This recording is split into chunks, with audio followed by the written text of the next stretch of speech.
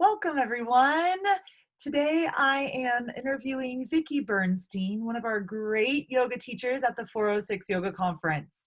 For the last 42 years, Vicki has been mindfully teaching movement classes, Pilates, gerontology, gerontology, and gyrotonic classes. She does a lot with chair yoga and Pilates and dance classes. She has inspired many people of all ages and abilities to enjoy movement. She currently teaches in Whitefish, Montana, and she is the owner of Metaphysical, which teaches a lot of gyrotonic yoga classes. At the 406 Yoga Conference, Vicki is going to be teaching chair yoga. So thank you so much for being here, Vicki. Thank you for having me. I appreciate it. Of course, of course. I love getting to know our teachers and their classes. So I would love to hear from you about your chair yoga class. Can you just tell us a little bit about what you're planning on teaching with the chair fusion class? Yes. So this class came about when I worked in Portland, Oregon at an kind of an upscale older folks home. And they wanted yoga. They couldn't get on the floor. So they loved the classical music that I played.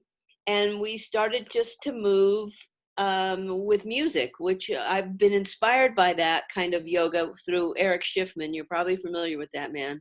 An amazing yoga teacher. And the way he guides people to move intuitively. Mm-hmm. And then the music just adds this nice piece. So I blend meditation and movement and then explore possible range of motions while sitting in a chair. And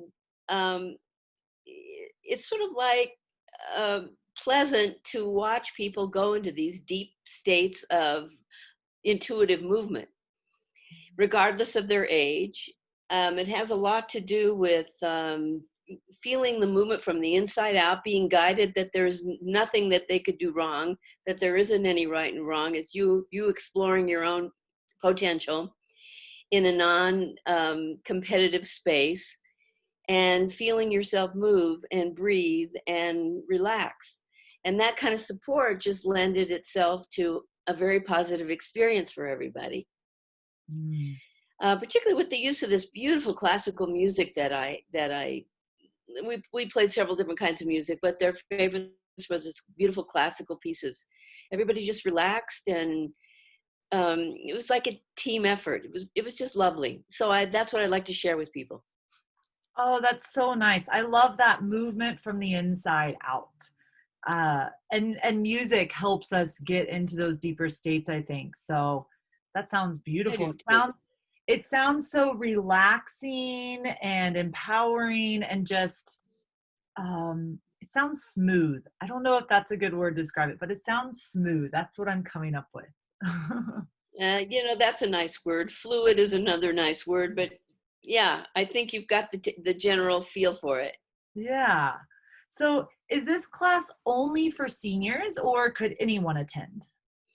Anybody can attend. I mean, certainly all the spinal mobility that we do is helpful for anybody to increase their range of motion, to move with flow. And it's, my understanding of yoga from Eric Schiffman's point of view was that the yogis were sitting around in lotus position and meditating, and they became so uncomfortable that they had to add their movement to meditation. So that's how I see movement and yoga and all the other modalities that I teach, as a way for people to get to know who they are through movement, and without beating themselves up or comparing themselves to anybody else.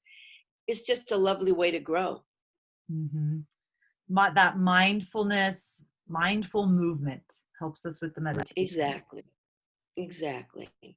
And you may not be aware that the metaphysical studio that I named my studio after is spelled differently than most people spell metaphysical. Meta with 2 T's in it means loving kindness. And so that's what I like to bring to all my classes, where they're extremely hard for advanced people, like when I teach a Pilates class, or any level people work at their own pace, but they do it from loving kindness from the teacher and towards themselves as well. So I don't know. I like teaching that way. I don't like being taught to beat myself up or beat others up. I just don't think it's progressive or effective. Do you know what I mean? I know exactly what you mean. I feel like sometimes here in the West, oh, my shoulder hurts. And so we think that we have to make it hurt more for it to stop hurting. And that doesn't make any sense. It makes Not to no me. sense. Yeah, Not to me it's either.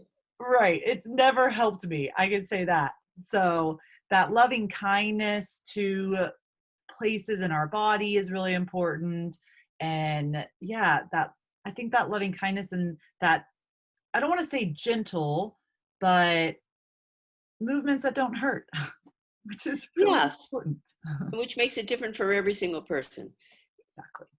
Hmm. So, and that's the beauty of it also. And I don't know, I've been a group X teacher, as you said, for such a long time. It's difficult to have 30, 40 people in a room and have everybody feel like they took care of themselves, that they didn't push unless they wanted to. They were kind when they wanted to. They rested when they wanted to. That they didn't feel like they had to compare themselves to anyone else. That's the way I like to teach. And that's why it makes me very happy when people feel good when they come out of a room. Because it isn't a competition. It can't be. Hmm. It's all about the inner feeling. Yep. The inner size versus the exercise. Yeah. Yeah. That's a good way to put it. Yeah. Like that. I like that. Yeah. Nice. So I assume in your class people won't be getting down on the ground, so that's a really nice safe exercise for everyone. And then even shavasana, I assume, is going to be in a chair, correct? We do. We start off with a little breathing and awareness, and then we end with the same thing. And that's all in the chair Nice. with, attention to detail with technique and body alignment and breathing and noticing how you feel. So it's really no different than being on the mat, except you're not. Yep. Still moving and still breathing, doing the inner size. You're just in a chair. Right. You do any standing poses or is it all seated?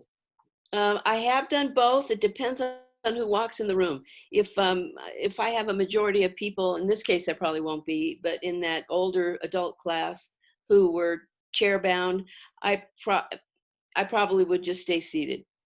Gotcha. Um, I do a silver sneakers class as well, and I do sitting and standing in that class. So it sort of depends on how many people are in the room that prefer or can't stand. So I will adapt depending on who walks in. Gotcha. Gotcha. Um, I would assume that even as a yoga teacher, coming to your class, because you do have so much experience, coming to your class as a yoga teacher, you would probably get some really great new ideas to help your seniors. Like I'm thinking for myself, I would be able to get some new poses and ideas from the seniors that I teach as well. So you don't have to, Yeah. yeah. Yeah, because everybody brings, sort of like their own years experience to their classroom. My background is also in dance and physical education from Colorado State University, by the way. Mhm. So I bring everything that I've ever learned from my teachers with me. Um, and I think everybody does. I don't know how you couldn't. I consider them tools in my toolbox, and they just happen to be movement tools. Mhm. So, yeah, everybody's kind of unique in their teaching styles based upon what their experience has been. Oh, that's awesome. So I want to ask you a teacher question. Okay. um, you've been teaching for 42 years, and I think I've only been teaching since 2006, which I feel like is a long time. It's been 14 years. So what are some of the changes that you've seen in yoga and fitness and in this whole realm over the last 42 years? What are some of the biggest, maybe, even some of the biggest lessons you've learned in the last 42 years? Well, that's an interesting question because most of the changes I've seen have to deal with my aging and how I learn to adapt my exercise and the way I teach. Sometimes younger people come in and feel very hardcore about workouts, and or some people come in and don't like the soft internal kind of, they call it woo woo. Um, so what I've learned just from my own personal perspective, not necessarily teaching, is that I have to keep honoring myself. And it's very easy to feel like you're not um, wanted in the fitness world when you're an older teacher.